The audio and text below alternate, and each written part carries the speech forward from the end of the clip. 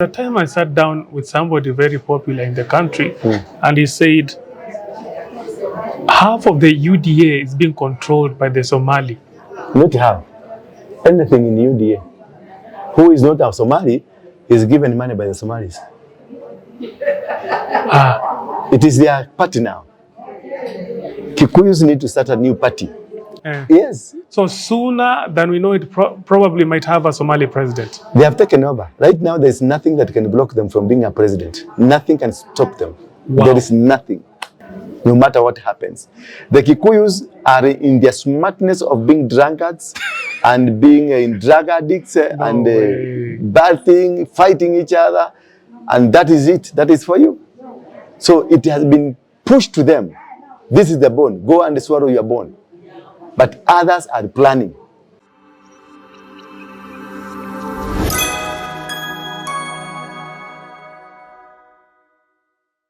Disclaimer: the opinions expressed by our esteemed guest on this show is solely their own and does not necessarily reflect the views and opinions of Plug TV, its affiliates, or the production team. We kindly request our viewers to approach the opinions shared on this show with an open mind, considering them as individual viewpoints rather than absolute truths. We encourage you to conduct further research and engage in conversations beyond this program to form a well-rounded understanding of the topics discussed. But that issue, the main problem for the Kikuyu community ni tatu. Na zimeletwa deliberately. Pombe ambayo inaenda the alcohol that goes to Central cannot be allowed to go to Western Kenya. Cannot be allowed to go to Nyanza. Cannot be allowed to go to this part. Even me, I come from Nakuru. The pombe that is brought to Mount Kenya is not brought to the Kikuyus of Rift Valley. Yeah. Because we are intermarried, we are together with the other tribes there. So it is carefully done and taken to Central Kenya. Why? Main objective, and this was projected by now the Muslim Brotherhood. How do we contain the population of these people? It is a strategic team that sat down and they saw factors. How do we deal with this? How do we deal with this? How do we deal with this? How do we overcome this? So they had a strategic, people who learned, people who had gone to school, not politicians, not Akina Wangari, Karua, not Akina Uhuru, not drunkard people. No, people who are like the equity man, the sober mind, who have the interest of the community at heart and who have invested. Because after they finish with the Kikuyus, they finish the Kikuyu agenda, they'll go for the properties, they go for the businesses, equity and everything will be attacked. So do you feel maybe the Kenyan economy will be safer in the hands of Kikuyus more than any other community, or maybe the Somalis? You know, the economy from the word go, it is run and controlled by the indigenous, the people that own the builders of some of these infrastructures. They're the ones who controls it. You see, when you see like we have people who can come and become terrorists and attack properties, it means they might be interested in the property, but the destruction. Why do you destroy first? Because you have a sinister agenda. Any tribe can be in control. Even the Muslims can be, the Somalis can be in control of the economy. But where do they take? Where do they take back their money? Where do they bank their money? Do they bank the money in Kenya? Do they invest heavily in Kenya? Aren't they investing in other places? Aren't they reaping from here and then taking it away? That's a major problem, because that's why in America, you go to Scandinavian countries like Holland, Sweden, the way I was in Sweden, and I saw so many of them being deported. Actually, in Poland too, they say they are not allowing the Somalis. The Somalis, or rather any Muslim. Yes, because what they do, they wanapora wakipeleka nje. They don't invest where they are taking from. So for them, it's not that they are not building. They are just taking it away to another place. Now, in the Scandinavian countries, all of them, they have been rejected completely, because what they were doing, they were giving birth to many children, like 10, 20. And then the government pays you every month $2,000. because of a child, for a child. And that money they use 2,000, maybe you have 10, that is $20,000. You use 3,000, the rest you send. And you are not working. They don't work. They're just there. You see? Okay. And so you see, they are depriving the economy. They're depriving the people who are supposed to be to benefit, because the country is feeding your children because you are bringing benefits to the country. You are working, you are taxing, your taxes are going through. Therefore, that is why the government will support you, because you are working and then you are taxed to support the nation. So that for them, they don't have that agenda. They have agenda that they take their money somewhere else. They take their investment somewhere else. You see now, they are building Isri instead of building Garissa. They are doing nice things in the capital city instead of going to Mandela and doing something good there. But once you follow it carefully, the NGOs are not based in Nairobi. The ones that are building in Nairobi are not based in Nairobi. They are based in Garissa. They are not building Garissa, but they are building Nairobi. Why? Because it is a vocal point where they used to suck the money out.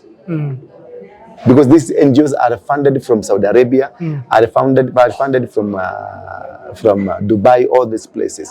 So what it is a conduit to suck it out. Then they bring in contrabands. Yeah, contraband and all. They bring through the porous borders. They bring in. Then they will take the money then out. What thing they are not benefiting the nation? But the Somalis, you know, if you go to Garissa right now, it's a mini Dubai. When we have such things, somehow the economy is being boosted. We can all agree that the Somali are boosting the economy. They are aggressive. I don't deny that. They are very aggressive, and I like their plan. Yes, I like their plan because it is a concerted effort. It is out of the Abuja Declaration. Whatever they are doing, it is good for their community. It is an advice I'm giving the Kikuyus to learn from the Somalis. From the Somalis, and they move very fast because already the Somalis are ahead of them. Well, are ahead of them because they are controlling the economy and they are controlling the security apparatus. Meaning the next time they are one who are going to decide who to be what and where.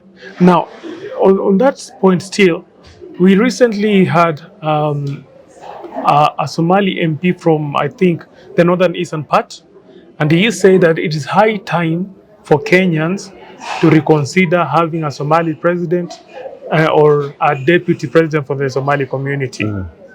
So why do you say that? Because you feel you have the mass. Actually, he said that they have the money muscles. And they have the muscles. Yes. They have what you need. If it's to buy Kikuyus to vote for them, they can buy. Do you think that would be possible? It is very possible. For the country to have a Somali president? Very possible. Very possible. Look now. The Minister for Defense? From the Aden Duale, Somali. That is Muslim Brotherhood. In CID, this year? From Somali. Yeah. And intelligence? From Somali. Military intelligence? From Somali. Navy, not Air Force? But Air Force, I don't know whether she's the woman that was lifted up is Abdullah somebody. I don't know whether she's called Fatma Gadi. Fatma Gadi. What is Fatma Gadi? I don't know whether she's a Somali. I can't Whatever it is, but the name tells you it is a Muslim agenda.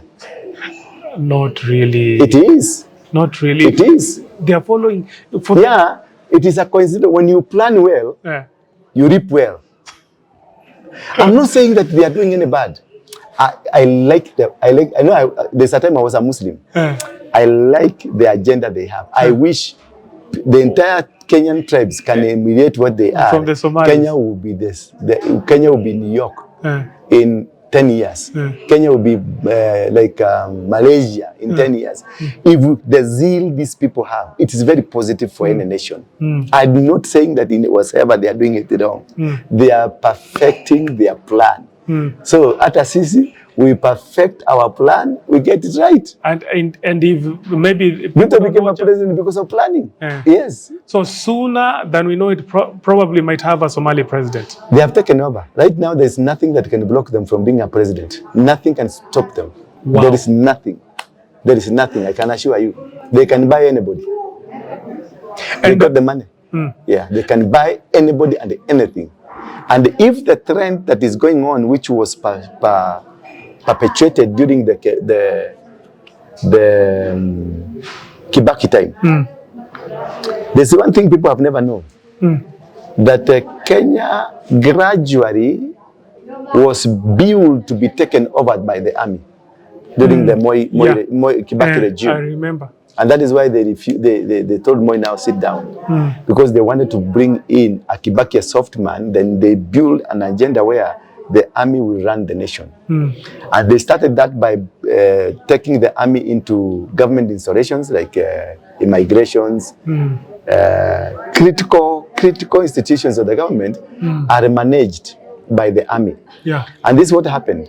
Some group of people were told to resign from the army. Then they went home for 2 or 3 years. Then they were told to reapply for jobs. So you think this is a civilian, but it's not a civilian. Kenya has been taken over. You see, everything that even Ruto is doing now is giving more. The tree planting now is being taken by army, Kenya Meat Commission, army, repairs of infrastructure, army, building of infrastructure, army, because slowly but surely we be run by the military intelligence, like America, where we have the CIA and FBI. Like the Asian countries where it is the military intelligence that runs a country. So as we are moving towards that, because Akinadwari and everything are working towards that, you find the people who are supposed to take over in the army, they will have promoted people in the army system, that once this one goes, it is automatically one of theirs comes in. You just go and check, you see down the radar, you find they have worked it very well, that if you get out, if your age does not allow you to still be in army, what will happen? The next person to come in is a Somali. And it will be gradual. It will be according to Tonje rules. Yes. So everything that will be happening like now, Kaharari. Kaharari will be there for only 2 years. Because I think that is his age will allow him to be Kahariri. His age will allow him only to be there for 2 years only. And now he will not be his contract will not be renewed. Then from Navy we are going now back to Kenya Army. Yeah, but Kenya Army most probably they are saying is David Tarus. The current I think he's still the army commander at the moment. He's still an army commander. Yeah. But look at beside Tarus, there are many others. And you don't know what can happen anytime. Like who knew Ogola will die? Who knew?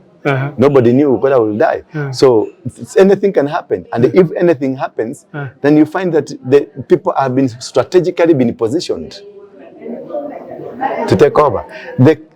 What is happening is a mind game, the cleverness, the smartness of how you have grown. To pave way for maybe... I'm saying, whatever the politics of Kenya, imetoka kwa ile ya matusi ile ya Raila. Ile baba. Kuna mvinga, Kalonzo Mpira. Nampatia Ruto. Ruto anachanga moja hiyo imeisha. What it is craftiness. The politics ya kushautiana imeisha. It's how crafty you are. How smart you are. Now the Muslims and through the Somalis are working smart. The Kalenjins are working smart. Working totally smart to make sure they will be in power for the next 40, 50 years. No matter what happens. The Kikuyus are in their smartness of being drunkards and being in drug addicts and bad thing, fighting each other. And that is it. That is for you. So it has been pushed to them. This is the bone. Go and swallow your bone. But others are planning. But Kisis have moved in. They're also planning very well. They are planning very nicely. The losers here in all this game is Kikuyus. Kikuyus. Now, still on that same issue, you said about the chances of a Somali president are high. Very high. And most probably Aden Duale might be pushed to be maybe the running mate for Ruto in the next elections. We can't tell which one. But at the end of the day, Do you think the Somali will support their own? Because if you do the analysis, wakati ambapo Mwalimu Dida vied for the presidency, at that time the Somali community was still strong. But and I think the population of the Somali people was around 7 million. But out of the 7 million, he got I think 50,000. Yeah, there's the thing you need to understand here. It is not about Dida. It is about the Muslim Brotherhood agenda. He knew there is an agenda for that to push a Muslim, but they knew they cannot make it. That is why they lied down and they told him to stop this agenda, but he refused. He was not being pushed by the community as the Muslim Brotherhood. He came here as his own because he knew there is an agenda like this one. So he wanted to take advantage. Ni yule ulafi tu, ukorofi. Umeona? Alikuwa anataka tu to get into it and take that advantage because it is a Muslim, but the agenda was not now, was not last election, was not, this one might come early, it's like a gift coming a little bit earlier, but the agenda is the next after Ruto. The agenda is after Ruto. After Ruto. They want to use Ruto to make sure the stepping stone, to make sure that any other body that can be able to challenge them has been killed. Killed what? By like now, like Kikuyu is finished politically, any other tribe is finished politically, but they will be left alone. So they will not antagonize Ruto, but they will want to support Ruto, and they will give Ruto a lot of money. So that Ruto, najua Ruto ni biashara najua. He's a businessman. So when money comes his way, he will do anything. He will make everything work. And is it true that there is a time I sat down with somebody very popular in the country and he said half of the UDA is being controlled by the Somali? Not half. Anything in UDA. Who is not a Somali is given money by the Somalis. It is their party now. Kikuyus need to start a new party, their own party, to come and form, not to be part of the UDA. If there will be an agreement, it is the party, they will discuss with a party, then they will put a Kikuyu through a party, not through that I am a member of UDA. Yeah. And still on that case, we recently saw the president saying that he is the commander-in-chief of the armed forces. And he gave order, he gave the green light for the Somali community to build over 30 floors buildings in Nisli. Yes. And somehow, pale kuna Moi Air Base. Moi Air Base is being moved from there. There is, through Sakaja, they have ratified it, that it be removed from there. Because why was Moi Air Base built there? It was built there to become an emergency evacuation. For dignitaries. For dignitaries. Now they are removing it. They have signed a law from the county government to the government. Now it is no longer needed. So this one is going to be removed, and that's part of the railway city. That's a part of the new formation of a new city, because they want to kill the older city and build a new city, and it's them that controlling the economy. So you mean this airbase yenye itatolewa? Inatolewa very soon. Ipeleko wapi? Na sasa kwa sababu hakuna mtu anaweza kupinga, if Ogola was there could have said no. No way. Yeah. If Ogola was there, ange-oppose. Ange-oppose. And many other people were there. They could have opposed, but for now it is another, wataitoa ipeleka kwingine. Wataipeleka kule nani? Langata. Ama Nanyuki. Ama Nanyuki. But don't you think the militaries, the way they operate, they are not that, you know, most of their commands are being guided by their own institution. What it is not under the office of the president, actually. What it is, I told you, there is a power transfer from civilian to the army. It is growing gradually. So it is part of what they want. Like now you see, like the new the stadium that are being built will be built by the Kenya Army. So the confidence, what they're trying to buy is confidence. You know, they have their own television, they have their own radio, they have their own system that is parallel to the system of the country. Yeah. Meaning they are gradually growing, and these Muslims, the Somalis, will try to increase their influence through the army. Because that is the next agenda. Then, as Ruto will be preoccupied there on top, this guy will be occupying because they have a strategic long-term progress. You get me? So even in the army, no, it doesn't matter whether they have a mind that is independent, but remember, inside them, they have people who have another mind working for a particular strategy. Yes. Now, so eventually, the way you see things, bado ninaonelea pale, unajua, it's true that kuna kuanga na hii issue Islamophobia in the country. People say, you know, it can't be possible for you know, maybe a member of the Somali community to be the president. It is not about being possible. It's about being, if you control the economy and you have increased your population and you are the one who is providing all service provisions, they have built a what do you call it? The biggest mall in Eastern Central Africa, whereas from China, Malaysia started to happen. Meaning you who can oppose them, you the Kikuyus, you'll be fed by them. You'll be controlled by them economically because they will be the source of anything that they want. They are the one controlling the economy. Your businesses are controlled. In the city, they have taken over every single business in the city. Hotel businesses, the juakari, the finances, and everything is in their hands. So what will you do? And do you think, you know, they normally say once they become president, perhaps Kenya will become an Islamic state. That was the meaning of Abuja Declaration. To make Lagos, Nigeria, was first they wanted to make Nigeria become a Muslim state. Is it now?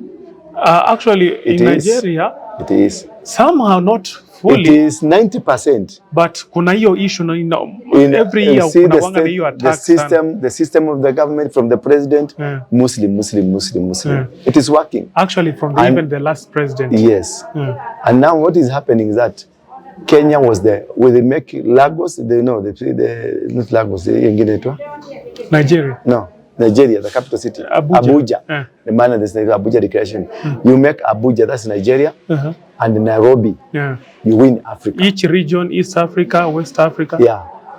Just Nairobi is Nairobi, Abuja. That is what is written in the Abuja Declaration. Nairobi, Abuja first. You win them. You control, because that is the only two states that have influence from East Africa, Sub-Sahara, and the other side.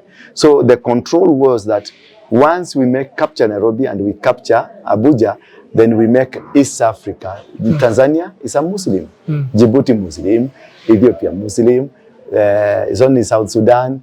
Yeah, you go to DRC, maybe yes, Kagame, all these very few pockets they are looking at and trying to make it. But if you go to Uganda, the entire security system is run by the Muslim. You go to Ethiopia, the same. You go to Kagame, the same. You go to DRC, the same. Wow. So eventually, if maybe kuna wale wanakuanga na ile hiyo Islamophobia, Kenya ikikuwa an Islamic state, mtadu. Saizi angalia, we have this Z generation. Gen Z generation. They don't know Kikuyu.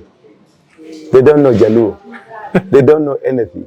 They don't know their nation. They know how to make money. They know how to go and sleep with a boy to sleep with another boy. They know how to pierce. This a culturalist system that we're having. Muslims have sustained their culture and they have sustained their religion. That will be able to control and suppress everybody. Actually, it's hard to see any person from the Islamic community saying he's an atheist. No. It is hard. Very hard. You can't You will never heard ati wametoboa masikio wanaume. You will never see them ati ni gay. They are there, but it's very hard. Because there is some norms in the religion that are controlling. We on the other side, there is nothing that is controlling. The There's totally nothing. Ni pombe, ushoga, na kucheza cryptocurrency na hizo vitu, and then that's you don't care. You don't care. But these people, they are structured. They have a leadership that is guiding. Yeah. Now, talking about this issue, right now, kuna hiyo panic mode in the entire Mount Kenya. What's next for us? Does this mean that we can no longer, come close to this presidency?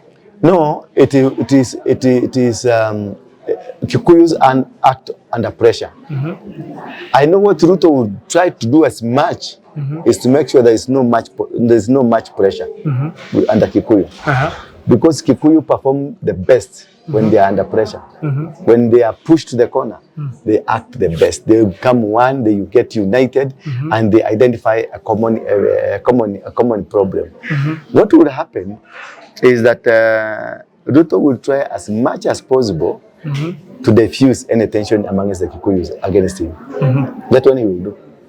Yeah. But unless now Gachagua, Kikuyus pushes Gachagua to create a lot of tension. A lot of tension to Ruto, so that Ruto reacts against Gachagua. Then the entire Kikuyu will come behind Gachagua and tell no, you're not going to touch this one. Yes, that is how Kikuyu behave.